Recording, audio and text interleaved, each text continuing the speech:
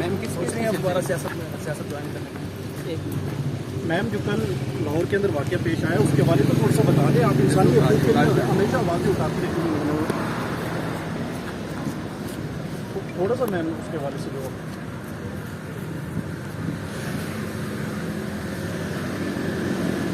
ये सकता आप देख सकते हैं श्री मदारिस साहब से उनसे सवाल कर रहे हैं। बात फरूक के साथ जो कुछ किया गया या थोड़ा सा आप हमेशा इंसानी हकूक़ के लिए आवाज़ें उठाती रही हैं। उस बच्चे की जिस तरीके से वफात हुई है, इस पे आंसू के अलावा कुछ नहीं जवाब, क्या कह सकते हैं? ये इस वक्त आप देख सकते हैं शेरी मज़ारी साहिबा इस्लामाबाद हाई कोर्ट में मौजूद थी और मैं यहाँ पर आई थी और आप देख सकते हैं उन पर भला भी उनके साथ और इंसानी हकूक़ की जो तंजीमों के लोग हैं वो भी उनके साथ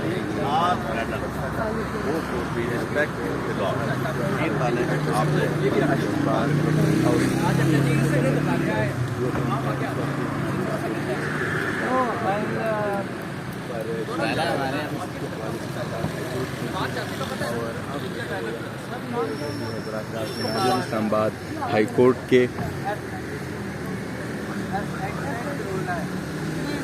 बस